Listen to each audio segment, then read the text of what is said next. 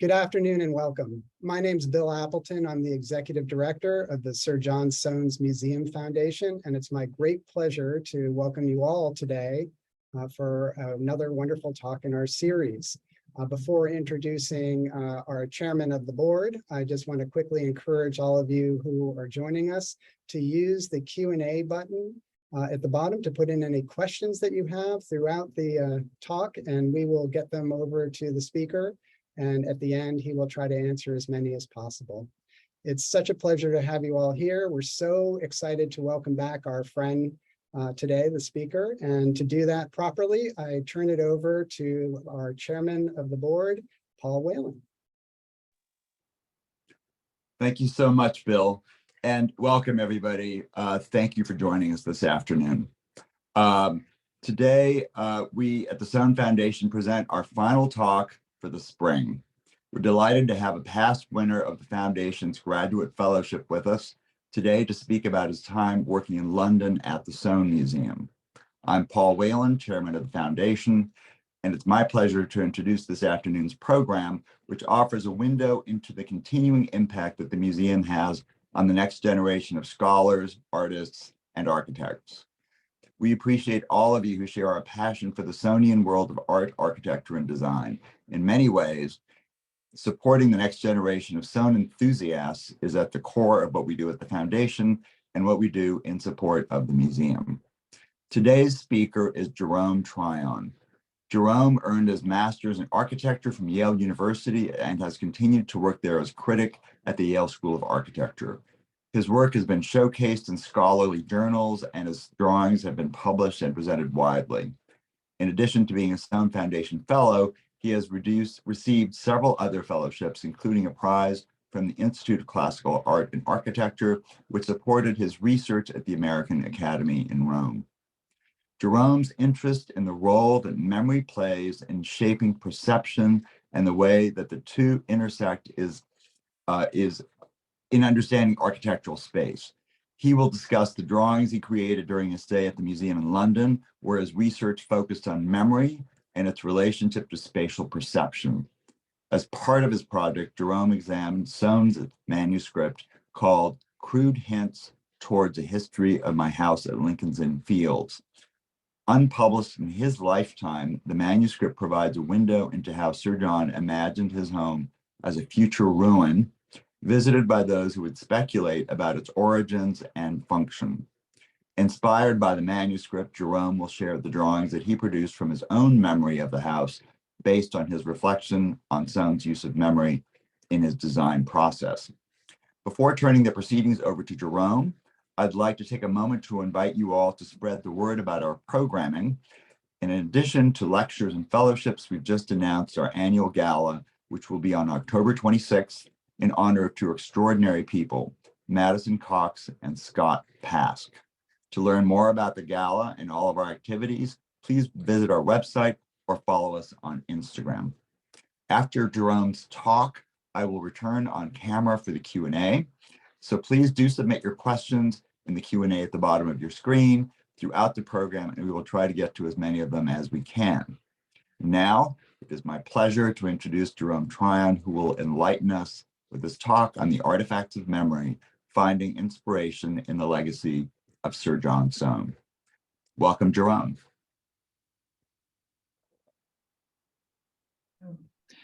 Thank you, Paul, for such a wonderful introduction. It was truly an honor to get to be a graduate level fellow. And let me pause 1 second while I set up my slides. I apologize for the delay.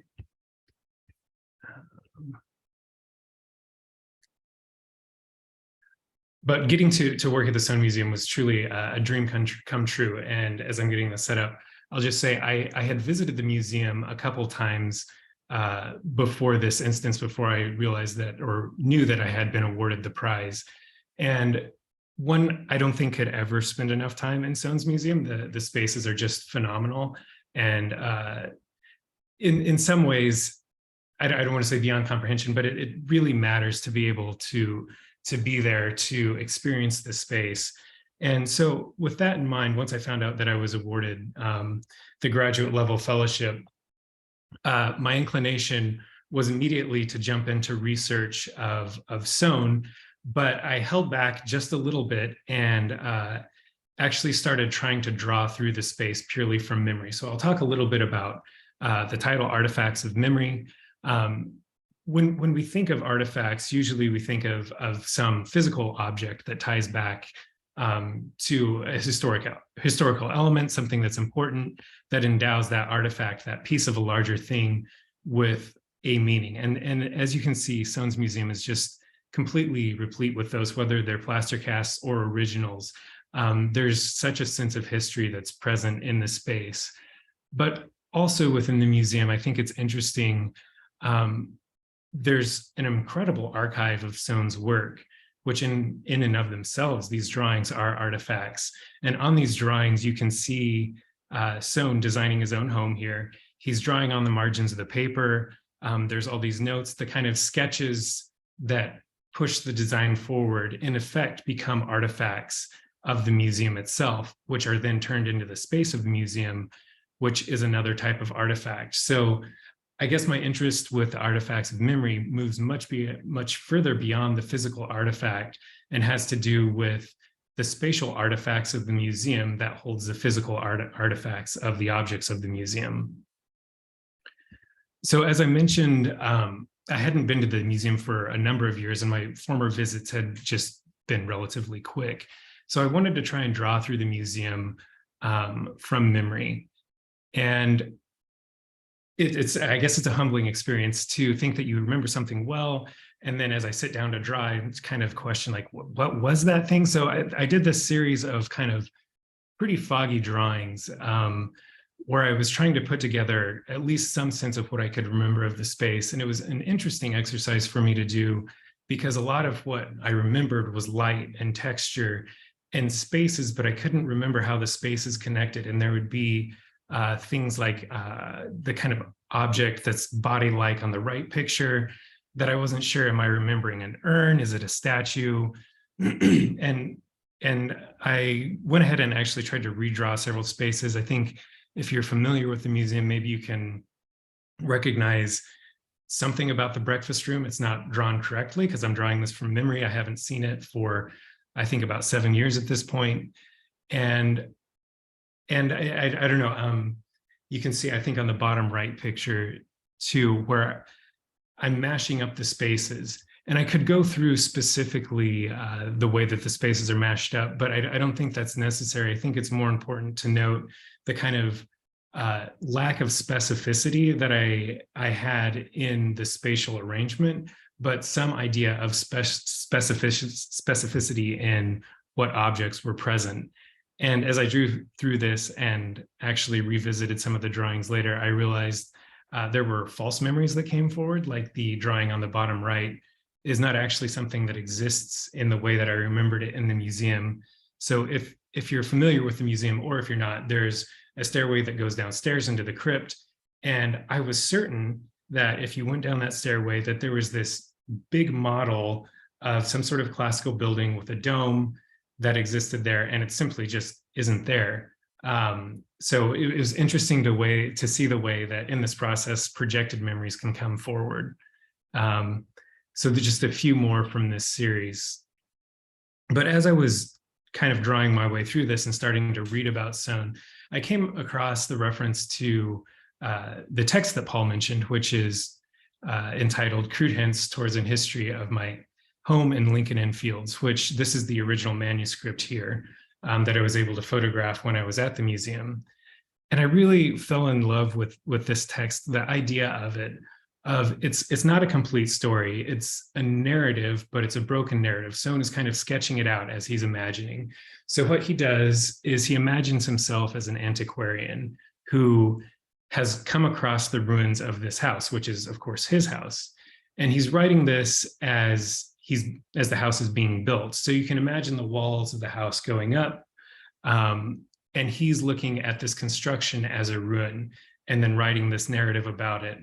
And what's wonderful about this narrative is it's broken. There's you can literally see that in the text. There's things that are crossed out, circled, things that are moved, things are written in different directions.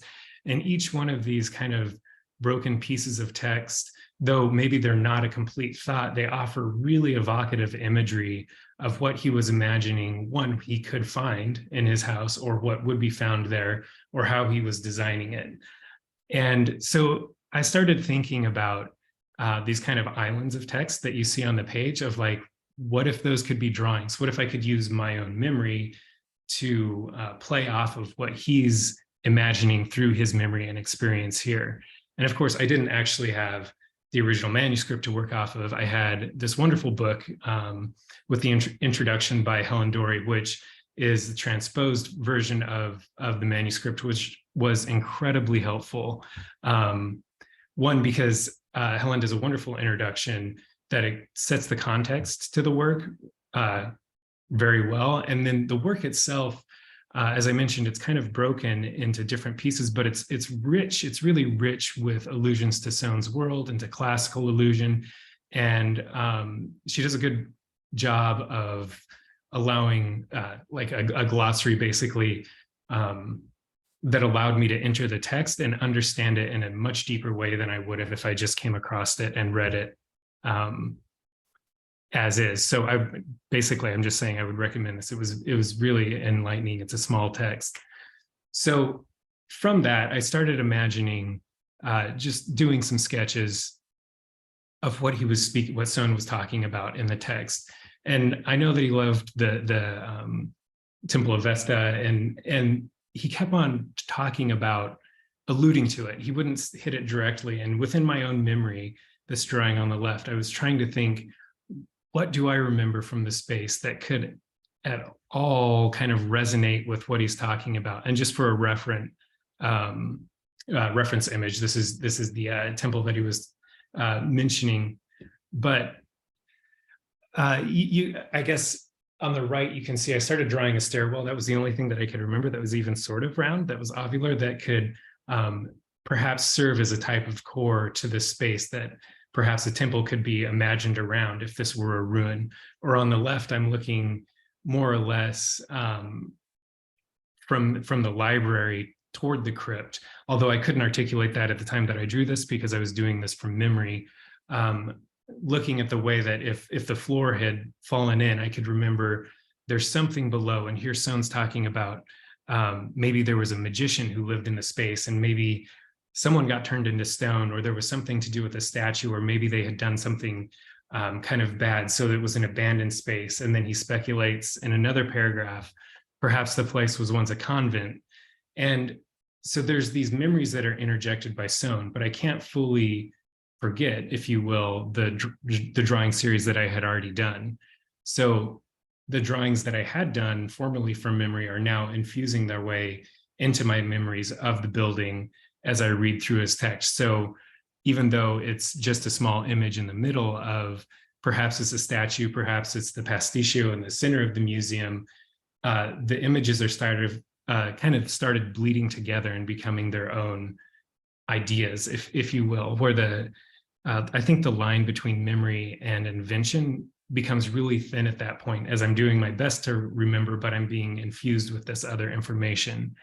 And then lastly, just a couple more sketches on the left, looking at how I imagined his place. Again, kind of looking as a ruin, kind of looking from the crypt area, but there's a large degree of uncertainty here because again, I'm just doing this from memory, so I couldn't remember exactly what's there.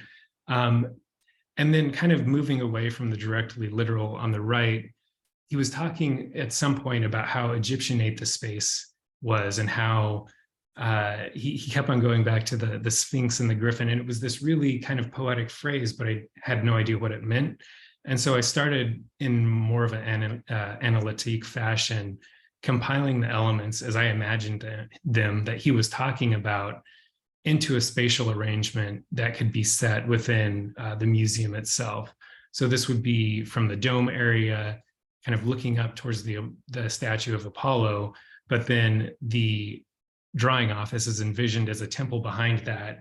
And then I didn't remember there being columns down there, but he was talking about columns. So there's these elements that are added of like the Egyptian columns and the Sphinx and the Griffin beforehand. So it's kind of creating a Soanean space, if you will, based on his writing, based on my own memories of the place. And so this was kind of a, if you will, it was kind of a warm-up before I got to London. And so I had done this kind of pre-work, this research, and those were drawings from memory. And now I'm moving into the second chapter, which is more about drawings for memory.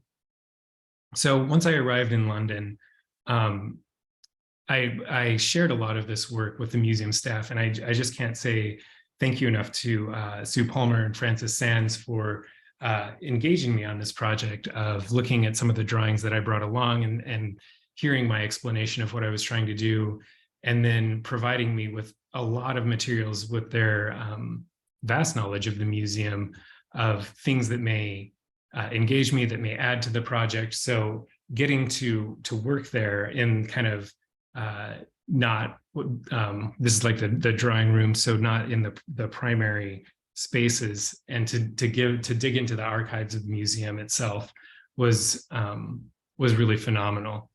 And as I got to do that, I became very interested in the back portion of the museum, which is what I have highlighted here. So this is a plan that was drawn in 1825, which differs very slightly from how the museum is currently now. And I was interested in that. One of the most interesting kind of spatial arrangements to me is this back portion. So after my first day at the museum, I drew this section on the right in my sketchbook. And then I went home to the hotel and drew this section on the left from memory. And it's an incomplete drawing. And again, I think that's one, it was a big drawing, but I think it's important to me in a sense that it's incomplete, because the incompleteness not only signifies a lack of time, but more importantly, it signifies an uncertainty of what's actually there. So after one day at the museum, maybe I can remember kind of the major spaces of the back of the museum, but there's also a lot of questions involved in the drawing process itself, where you can see I'm kind of remembering something about a skylight here, but I can't remember if it's doubled or not. And I certainly don't have an idea about the proportions, but I can force myself to jam it all into one drawing and record that moment of understanding, which I think is important to, in a sense, record my perception of the museum as I remember it. The section on the right also is not necessarily a typical architectural section, as is taken from multiple directions, which I thought was important to explore the museum and draw the museum as a means of experience rather than specific architectural details or architectural measurements. Not that I have a problem with measuring things. I think that's wonderful, and I think it's very important. But I think it's also important to note that this can be another means of measurement that goes beyond, say, a Cartesian understanding of the world, but actually has to do with the way that memory affects the perception of architectural space. I had access to the drawing office, which was not open to the public at the time, but now it is. So I would encourage anybody that can go there to go see it, because it's one of my favorite spaces in the museum. And from the drawing office, which is where I'm making this drawing on the right from, and where I'm signifying on the section on the left, I think it's a really interesting space, because there's skylights on the sides that open into light wells below, that open into light wells that go all the way into the crypt. So it's sort of a three-story space that you have some visual access to other parts of the museum, but you have acoustical access to the entirety of the back of the museum.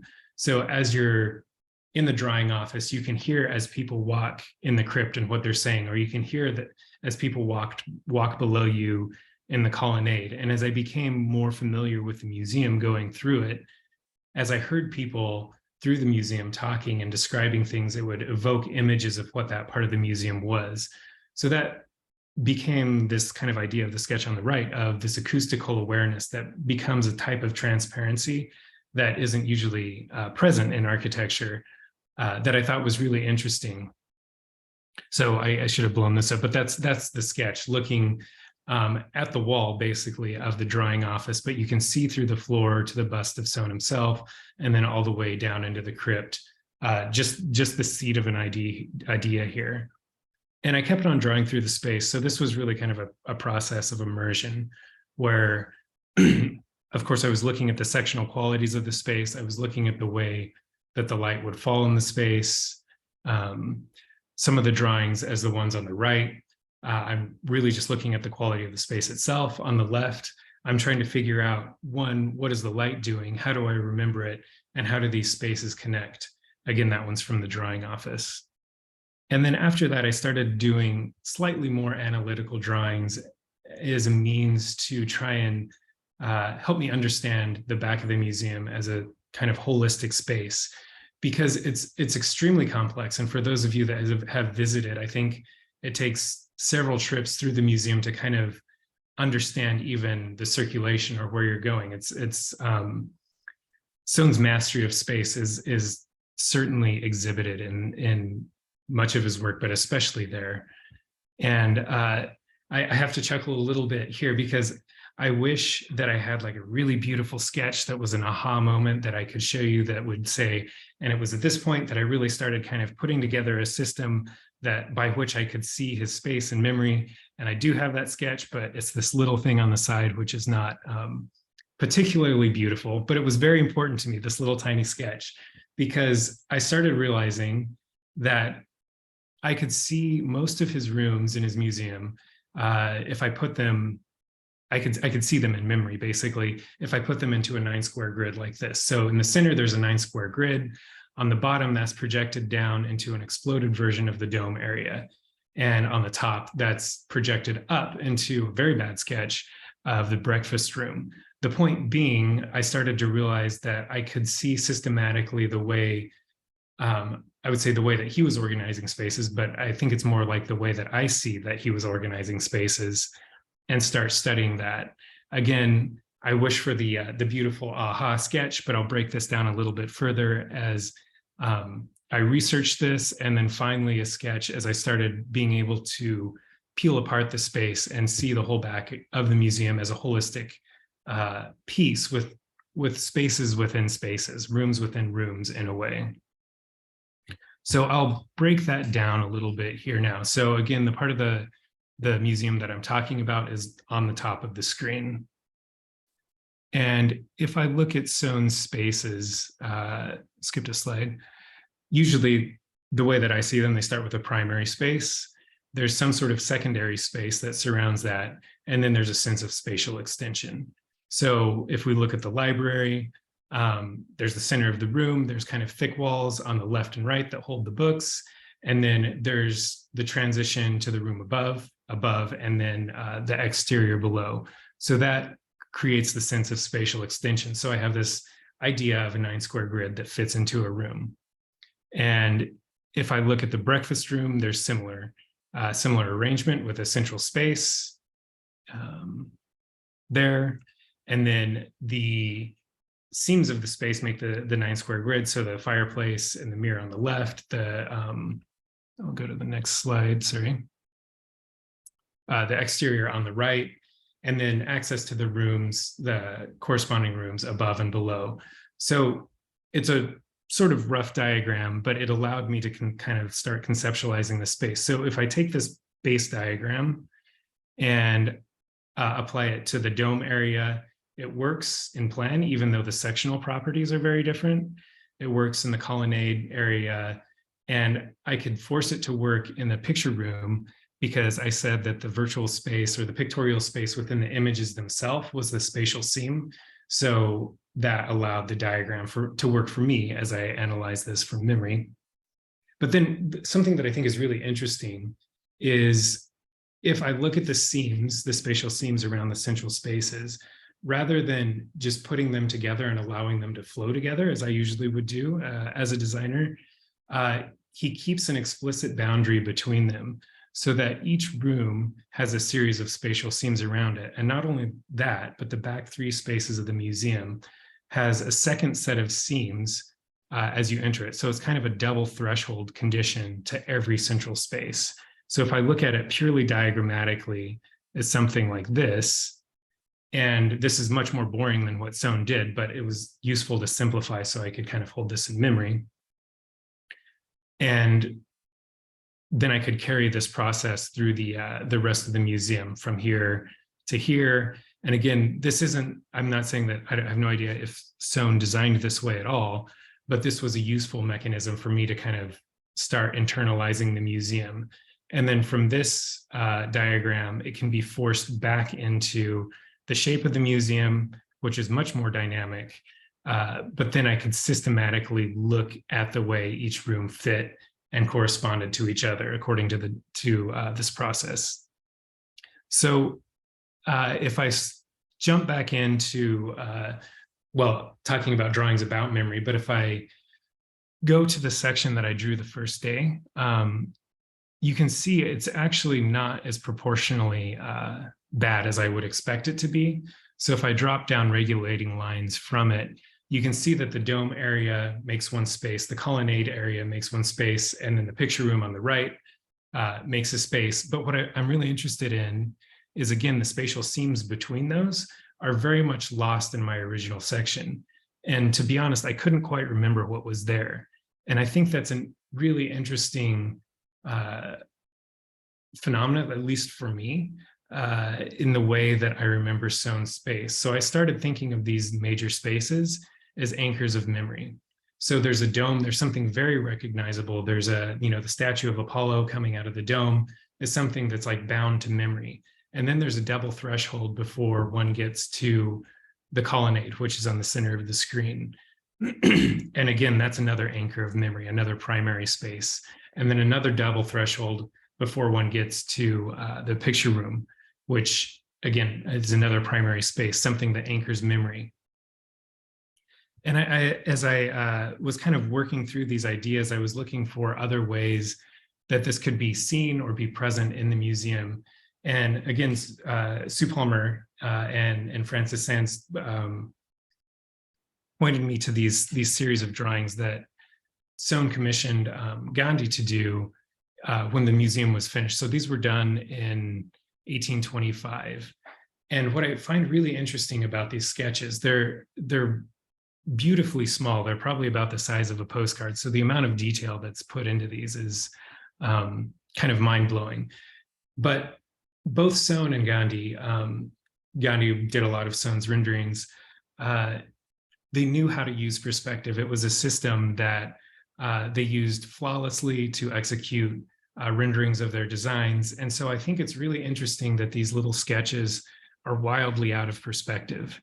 And I don't think that's an accident. I don't think that's something that Gandhi did as he was just kind of like putting it together, but I think it was a decision. I think it was a choice. And I think they must have had a conversation about it, because I would say a lot of the drawings that I've seen that Gandhi did of Soane's house are very out of perspective, while the ones that he did for clients tended to be very in perspective. So just to break down what I mean by that a little bit, if we look at this image, it looks like it should be like a typical 1 or 2 point perspective, but there's actually, go back, there's actually 5 vanishing points in this. There should only be 2. So the red dots are vanishing points, and there's actually more than 5. I just would run out of space on screen if I extended the lines far enough. So there's multiple vanishing points. If I were to force this into a typical perspective system, there should only be 2. But you can see if I do that, that doesn't fit the drawing. And of course, I noticed this in part because when I drew the same space looking the other way, I also broke the perspective, because to hold this in a perfectly, to put this perfectly in a perspectival system, I would create distortions that would obscure details that I wanted to show. So I simply just broke the perspective along the vertical axis to allow the drawing to show the details that I wanted, and basically hid that along the vertical axis. What Gandhi did that I think is interesting is, if I go to the next slide here, he hid all of the distortions relatively well by putting a nice frame around the image. And I became interested in what if one were to kind of picture this image as a real thing and take one step away. So that's what I did on the left, is kind of an analytical drawing looking at what if you took one step back and one step to the left. That would then start showing all the planar differences present in the Gandhi drawing. And what I found really interesting about that is when I think about kind of expanding space or trying to look through complex spaces, very much like the Soane Museum, I start to think about transparency. And what if I could see through walls, what's happening on the other side of the space, or what if I work and plan? And I think this unwrapping of space, of kind of treating walls as paper elements that can be folded out, is a really interesting thing that was present in the work as a means of expressing more space than a perspective typically could. Similarly here, looking from the colonnade into the dome area, you can see that if you took one step back, the columns on the right get massively out of scale. The floorboards show that they're peeling off to the right. And I could just go on about why I think this is so interesting, but initially in the Gandhi sketch, it doesn't read as strange at all, because I think this is in a way much how we remember spaces, because we don't have a static image, we move through them. And so I think what he's being able to do is capture this kind of movement through the museum by distorting the perspective within these little drawings. And again, one more from the crypt, looking at how the floor actually looks like it's running uphill, the sarcophagus has to be leveled. And in my drawing on the left, I'm envisioning the way that expands into the rest of the museum and affects it. And then lastly, I started a process of looking at these drawings and actually projecting the plan back off of them. So in the drawing on the right, it's from the picture room. You can see through the doorway into the dome area, and that perspective is very bent. It's very much leaning to the left, if you will. And that's not actually the case in the museum. It's actually more axial. It's not perfectly straight, but it's not as distorted as is shown here. And so I started tracing the kind of distortions present in the drawing, in the series of drawings. And I started tracking them through this drawing, which is hard to understand, so I'll break it down a little bit. But if I take a section through the back part of the museum, it's a complex section, and you can see how the roof line accentuates the different spaces present. But if I think about this in memory, there are the main spaces that can kind of be extracted from this section. Even though the whole thing exists as kind of a shell over a series of complex spaces, it's possible to extract the dome, which you can see, or the colonnade in the middle, and the picture room, which is actually a proper room on the left.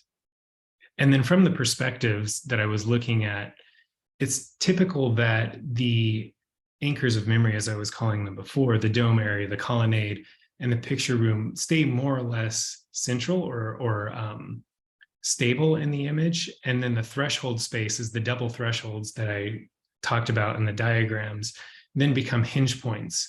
And so I found that interesting, that even in Gandhi's drawings, there's this kind of reference to stable portions of architecture, kind of stable in memory, and then the hinge points that happen through threshold conditions. And then going back to my own work, just looking at the drawings that I showed first off, I realized that I could start overlapping those and making a montage and finding things within them, like the colonnade being visible through several different views of the museum. So it's almost as if I'm looking through the wall from the library, through the dressing room, all the way to the colonnade itself. And that idea of again, transparency and the unwrapping of space was something that I wanted to express in a more finalized way. So this drawing on the left was drawn not exactly from memory, but I was interested in expressing the way that I was remembering something in the museum. So the drawing office is the kind of square element that you can see held up by the colonnade on the left image. And that actually has a screening wall between it and the dome area, which you can see in the foreground. And I made that more or less transparent because in memory, especially before I visited the museum, I remembered the drawing room, the drawing office, and the colonnade very much as a singular element, kind of a standalone thing, like I'm showing it in this image, which it's not. It's actually kind of an elevated platform within a room. And I twisted in the perspective following Gandhi's example, I broke the perfect axial plan and displaced the drawing office a little bit.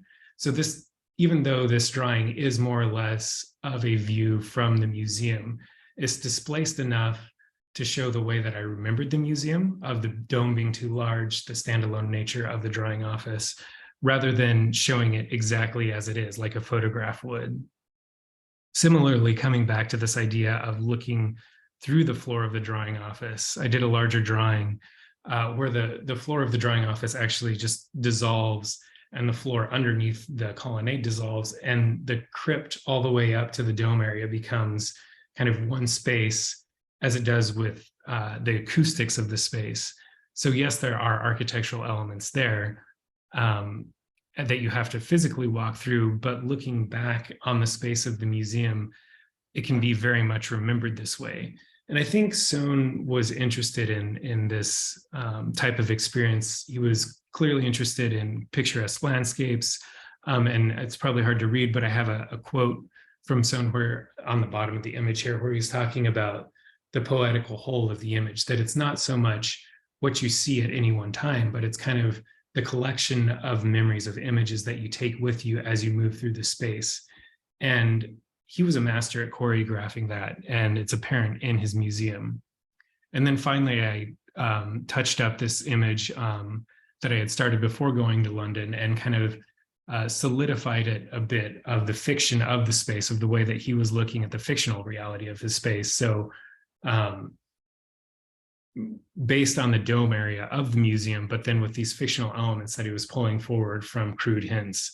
So I drew these as 3 discrete drawings, but I think Soane, if I can be presumptuous, would be perhaps more accepting of these being put together as the poetical whole, as the idea of looking through space and through memory to see parts of the museum that can't be seen on the left, to kind of the acoustical awareness of space, and then the way that the light filters through that space as almost as a type of liquid that moves all the way down into the crypt, then to the fictional reality that he wrote about in his space and is also represented by the artifacts present in the space. So the drawings of the museum here themselves become artifacts of my memory, that influenced the way that I see Soane's work, certainly. And I hope give a small kind of example of the just exquisite mastery of space and light that is exhibited in Soane's museum as an artifact of memory. And that concludes my slides. So I look forward to the Q&A. So please stick around for that, and let us know if you have questions. Jerome, thank you so much. That was amazing. You know, in the position that I'm in, I feel like I've gotten to know the museum quite well, but you've taught me so much about how to see the museum. I love this idea of that when you refer to the poetical whole, and that was something that Soane wrote or said. Is that right? Yeah, he was. I'm trying to think. He wrote about it, and then it's in David Watkins' book, Sir John Soane Architect, where he's, right. I think it's the Hankerville that he's quoting. That's talking about the poetical whole, more of like, if I'm remembering correctly, it's been a bit since I read it, but the kind of poetical whole of picturesque landscapes. And then I think Soane is writing on the margins of that book of saying, like, but architecture can do this. Architecture is actually the greatest of the arts because it can do this. And, you can imagine Soane doing it. Right. Well, I've never seen anybody else get so, in my mind, so deeply into, in a way, Soane's mind and what he might have been thinking about as he was putting this building together. And even if he wasn't thinking the exact same things that you're talking about or that you're thinking, they're completely parallel, and they would result in the same, they would result in a similar idea.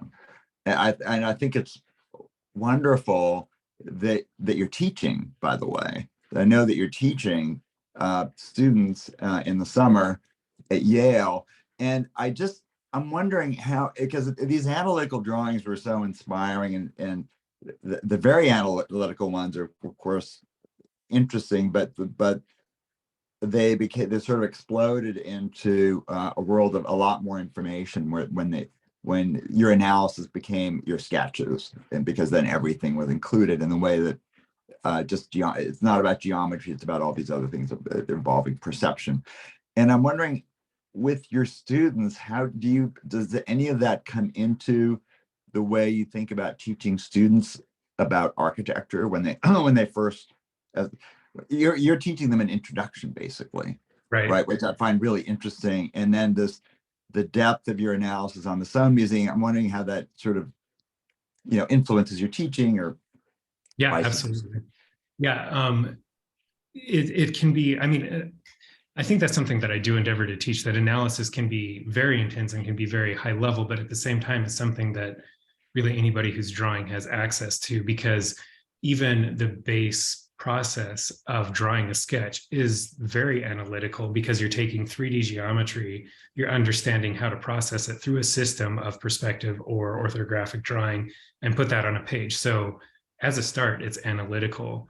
And then with my teaching specifically, a lot of what we'll do is, if there's an assignment where students build a model, where they're designing something, and say they've been working on that very intensely for a few days, I'll have them put it away and leave it at their desk and say, okay, now we're going to do a series of exercises where we draw through this from memory. And as a student, you can imagine there's this like, oh no, I don't have my model. Like I need to reference this. But then after a series of sketches, you start to realize, like, no, I have my memory, and actually I'm still designing. So yes, I made the model, but I can actually improve what I'm doing through memory. So there's a kind of analysis of memory. And then, I mean, that's been a lot of my interest with memory, is that it's right at the threshold of invention. So I do endeavor to kind of bring that forward in the teaching. Wonderful. And also, I have to say that what I see, especially with younger people in our office, is that they rely on the computer so much, and everything that you're talking about, I don't think can be done with a computer. Can you maybe talk a little bit about the importance of hand drawing, and whether you think there's any place for the computer in here? Have you thought about how that sort of the digital world of a computer can be incorporated, or even artificial intelligence, or is there a way for it to get outside of drawing, or is drawing really it? And I mean, I can see the drawing is super important, and I'm wondering if I don't know if you've thought about sort of, is it possible for this kind of analysis to go beyond drawing, your hand drawing, into as the generative tool, or is it something that really has to be done in a hand drawing, do you think? Yeah, that was a messy question. I'm so sorry. Yeah, no, there's lots of parts to it. No, it's super interesting.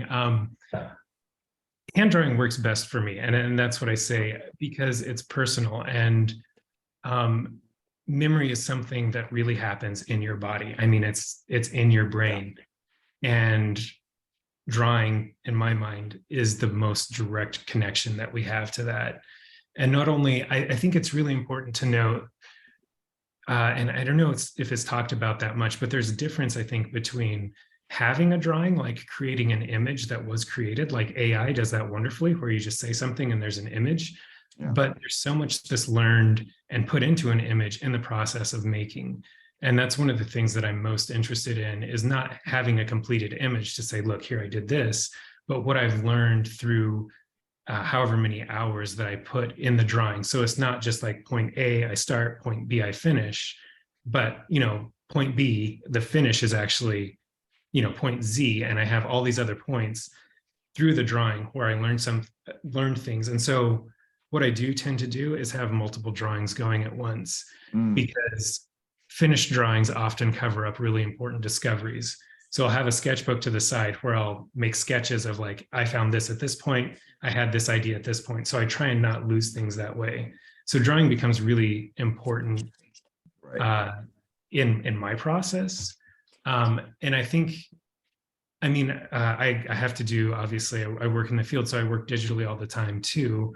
And I think what drawing has given me the ability to do is to hold on to an idea longer, where if I'm working on a digital model, I have to kind of have a consolidated idea in my head and work with the model long enough until that idea comes out and not just think is the first thing that comes out. And drawing has kind of given me an ability, a way to work through that. Wonderful, wonderful. I have to say, for beyond the beauty of what you've created, the idea of the way you're looking at drawing as freehand drawing as an analytical tool is just fabulous, as a way of keeping students involved and with hand drawing all the way through school, because they tend to go away from it. And I love that maybe you're teaching them something that they will keep in their mind maybe for the rest of their lives.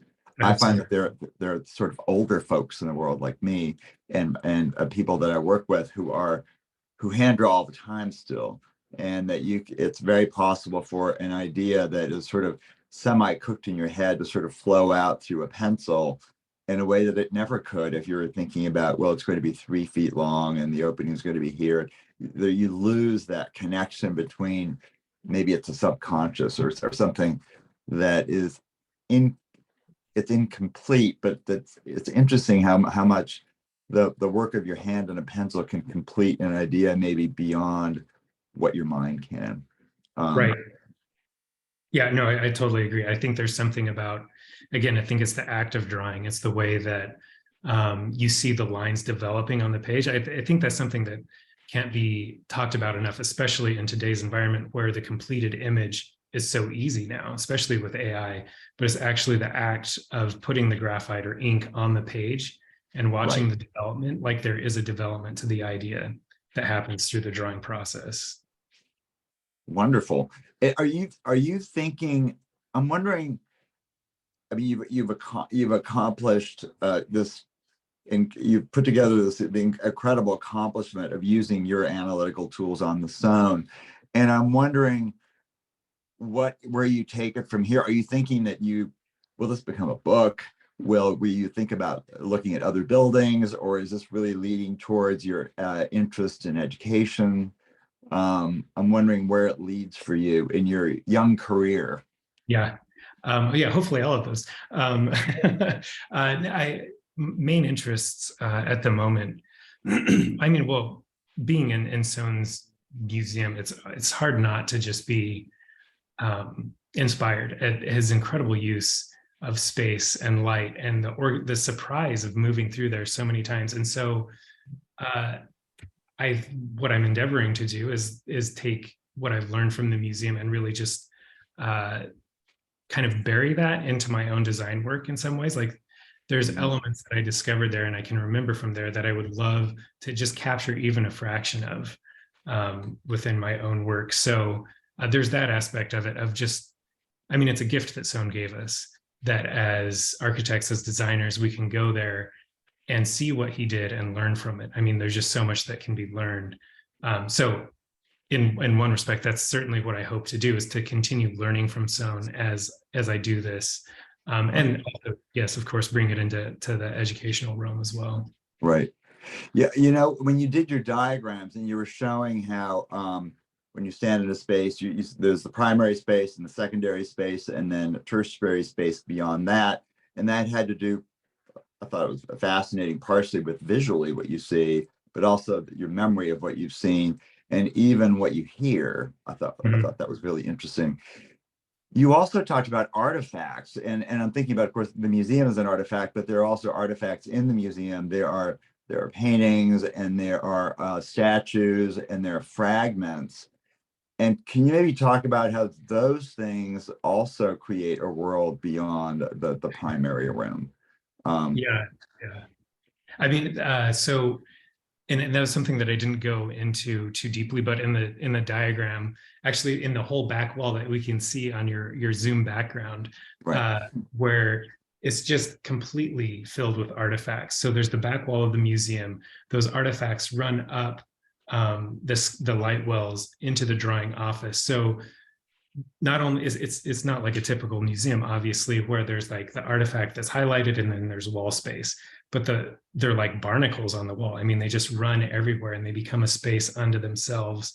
So as I was thinking about those diagrams, I kind of used those as the kind of like conceptual space that added padding or added another seam to the back of the museum, because of course you see the wall, but the wall is almost lost to the depth of like the physical depth of the artifacts, but the depth of history that's represented in the artifacts too, which, I mean, confronting Soane, it feels like that's always the case, that it's not only the thing, but it's what the thing means. And then there's the kind of interplay between those two that allows such a richness. Wonderful. Right. I can't wait to maybe see you do like an amazing diagram of sort of what the objects in a room do to expand the room into another world. That would be really complicated. That was actually one of my ambitions for the fellowship, which proved maybe a little too ambitious. So I'm glad I got as much done as I did. But, you accomplished a lot, but you opened up all these drawers, and inevitably we see through those drawers, and we see all these other amazing things beyond the doors. Bill, did you have some thoughts? Yeah, a couple of questions have come through, and one that's sort of someone asked, but it's also a personal question. You mentioned the AHA drawing, which we all love seeing. You take us through that. Is there, and this may be an unfair question to you, is there an AHA object at the Soane that you just keeps coming back to you, or seeing it just really took you places? Yeah, I think as an object, of course, I'll just go straight and say it's an object of memory. And I think it was the drawing office above the colonnade, which was pivotal to a lot of my earlier drawings. And I don't know why that stuck in my memory so much, but it did. It did for years and years, because then I was able to draw it out after not visiting there for a number of years. And the way that kind of, it doesn't hover, obviously, it's completely grounded in the museum itself, but in memory it hovers because the crypt is running below it. There's light running beside it. Artifacts, again, are running up both sides of it. And then there's light wells on either side. So it's really a special, I struggle to say object because it's not an object. That was the mastery of Soane. I mean, looking at the names of the spaces, often you can't even use the word room. It's the dome area, because it's an area, it's a defined thing, but then it expands beyond what the definition of room is. So it's a dome area, it's the colonnade, it's the drawing office. But yeah, for me, it would be the kind of drawing office. And you know, your discussion of memory, and as you and Paul were mentioning, and I share one of the questions from the audience, which really is meaningful to me too, the rhythms that you were talking about, and sort of understanding and how memory, for this audience member and for me, it's almost like you're talking about music. I mean, did you ever get that sense of where a great work of music has this sort of sense of architecture and memory that is being used to take through? Is that something that you ever experienced, or not your interest? I thought it, well, let's see, the way that I thought about it before is, music has these exquisite moments where there'll be like everybody's playing, and then there's a solo, and there's this kind of like push and pull. There's the rhythm of it, right? There's the meter, there's the exact beat of it, but then there's a larger, say, more asymmetrical movement of sound throughout, say, a typical piece. And I think moving through Soane's museum is a bit like that. And the way that I think about it is I tend to, in my drawings, if I'm just like left to myself and I'm not thinking hard, I write like techno pieces that are just like boom, boom, boom, just like two on the grid. And Soane didn't do that. He pulled it out and allowed this dynamic of acoustics, if you will, or what am I thinking? Like when it's pianissimo or forte, you know, you experience that through the different rooms. And I think thinking of music in parallel with the space is super interesting, that I didn't specifically think spatially, but I did think about it when I'm drawing, of how to keep the dynamics present in music present in a drawing as well. Thank you. Wonderful. And the other question that came through, and I have to say, I appreciate the question because it sort of sets up us nicely. So wonderful to hear you talk about your experiences in the fellowship as we launch this fall, looking for the next fellow in our series. And just if you could tell us a little bit about your experiences or just hearing about it, or who you would encourage to take advantage. We're in close contact with our friends at the museum, and they're so excited to have someone come who will really dig in deep and help them with some of their research areas. But from your perspective as a fellow, how did you find out about it, and how would you encourage others? Yeah, I mean, fortunately, I found out about it simply through an email where a former professor emailed me and said, "Hey, this looks interesting." And I thought, "Hey, that looks really interesting." So I applied for it and I'm very glad that I was awarded it. But I think I would encourage any student that's even mildly interested to apply for it because it's so valuable. And there's such a depth to Soane's work. And I can't say enough about the help of the museum, the staff, especially Sue Palmer was extremely generous with her time and with her knowledge. And I came to the museum with a certain set of ideas with what I was hoping to do, but then having kind of the resources of the museum open to me and the knowledge of the staff of everyone that works there being so generously shared, it really shaped a lot of the project. And it allowed me to take it in directions. The analysis of the Gandhi drawings was just completely off my radar. That wouldn't have happened had it not been introduced to me. And there were many elements like that. So who I would encourage to do it is really, I think it could be a phenomenal experience for anyone because the depth of knowledge and resources in the museum is so vast in such a relatively small space. And I mean physical resources as in drawings, paintings, objects, but also the real academic kind of legacy of the staff that's there is also wonderful. And their generosity. I can't say enough about that. I totally agree with you. Every time I'm there, I'm flabbergasted by their generosity on every level. Jerome, I'm just thinking about Soane's grand tour and how important it was to him, and of course the memory of what he saw. And he could he did a lot of drawings, which then he lost on his way back, incredibly. Of course, there are others who had drawings. There were Piranesi drawings, but he had to remember a lot of it. And then I'm wondering about the idea of a grand tour today, a modern grand tour.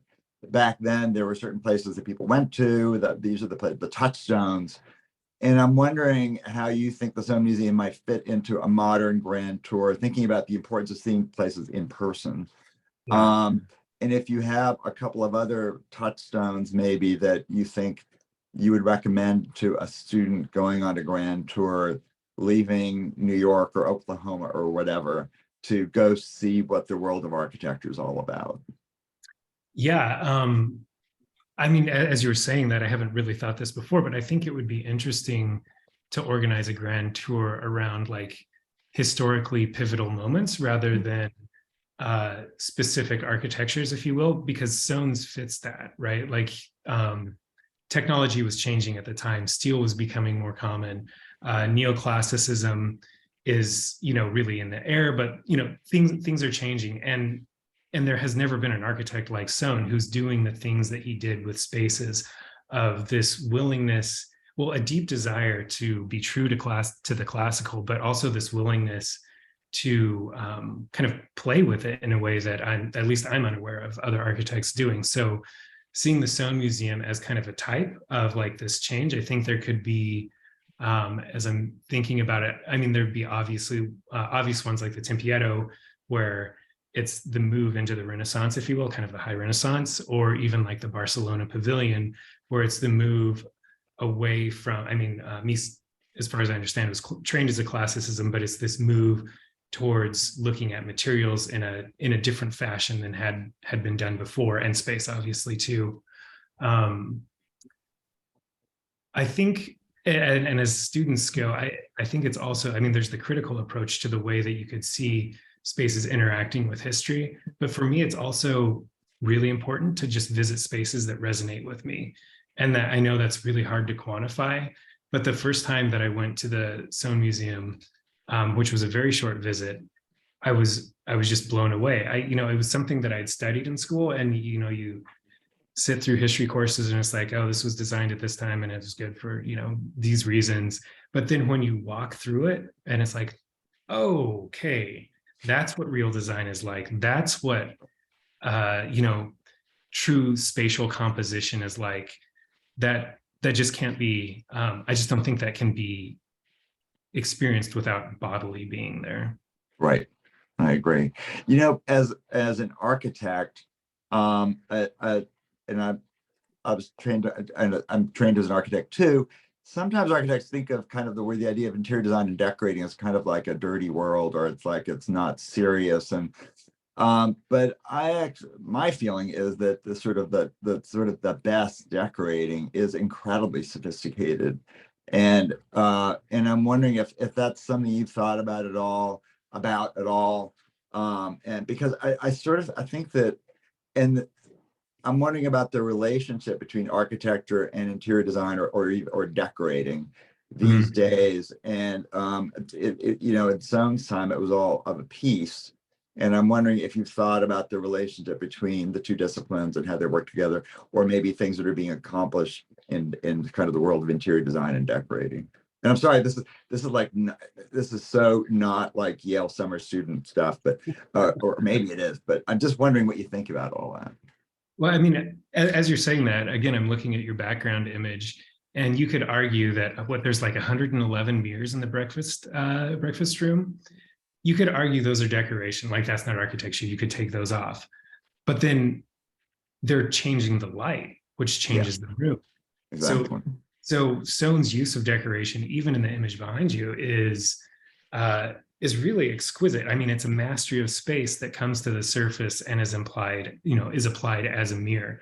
So, I mean, maybe you could almost argue in that case, I mean, this would be a stretch, but the way that he uses light is a form of decoration, which then kind of turns the tables on what is architecture, what is decoration, what is space. I mean, I think he was good at doing that because, again, the way that he thought about design and made space was clearly unique and phenomenal, and is present in the care which he took at all levels, including what could be said as decoration. Wonderful. I think that, what do you think about just his just the level of taste, frankly, or his eye for making things look great when they come together in a way that maybe is almost impossible to teach? Do you think it is impossible to teach? Do you think that that's something that you either have it or you don't? I don't know. I mean, I think it's developed, right? I think it takes a long time. So the seeds of it can happen when you're teaching. But Soane he was working on his house for so long, and he kept on changing things, and he would reorder things. He would move, statues from one place to another. And so on one hand, it's developed, and on the other hand, it's just a continual process that I think in Soane's museum, it's his house specifically, but in the life of a designer, you can see it as like the curation of what you do as an act of design, as a series of design acts. And I think maybe that's more of the way that it can be taught, is like, maybe it doesn't happen exactly on your first project as a student, but it's something that you curate a process towards through the series of projects that then become your portfolio and the way that you think about designing. Wonderful. I love the idea of the continual process, that it's always developing, like your drawings as you draw them over and over again, or Soane's house, or the apartments we live in, Right. And how they develop over a period of time. Jerome, I hope we can get you and sort of keep you involved with the foundation. And you would be you're such a great, you're beyond a salesperson, but a great spokesman for the importance of of what can learn at what somebody can learn at the museum. It would be really fantastic. Speaking of which, Jerome, if I'm sorry to jump in, Paul, but I do have one question. You can tell from Paul and my backgrounds our great envy, and we're interested to know where you are and what you're doing. Yes, you have a very blank background. I know. Yeah, I'm in an Airbnb in France, which is a wonderful place to be, but it's just wallpaper back there. But outside, there's a wonderful medieval city. So yeah, I'm currently in Montpellier doing an installation at the architecture festival that they have every summer here. 5 minutes, just 5. And then Just bring them up. Just bring them up. Yeah. Sorry, I'll be doing. I'll be teaching at Yale this summer, and then my current project, what I'm working on right now, is not a departure from drawing, but I'm looking at the way that dazzle camouflage in World War I can be applied to the system of thinking about drawings. So we'll see where that goes, but I'm excited about it. Fantastic. This is wonderful, Jerome. I have enjoyed this so much, and I'm so glad that it's recorded and that those of us who couldn't make it in the middle of the day with their busy schedules will be able to see this in the future. And thank you so much for joining us. It's been a complete delight. I look forward to more discussions. Well, I really appreciate it. Thank you both. All right. So And much. thanks everybody else for joining us. And as Bill said, please keep in touch with us through our website and Instagram. We've got a really great program being developed right now. Our lecture program for next year is going to be great. The award ceremony is going to be great. The honors evening. And you'll be, I mean, everybody's an individual. There's nobody else like Jerome, which is great. But we have other delightful people for you to meet. And again, Jerome, thank you so much. And thank you all for joining us. Thank you so much. Everyone, thank you So so long. much.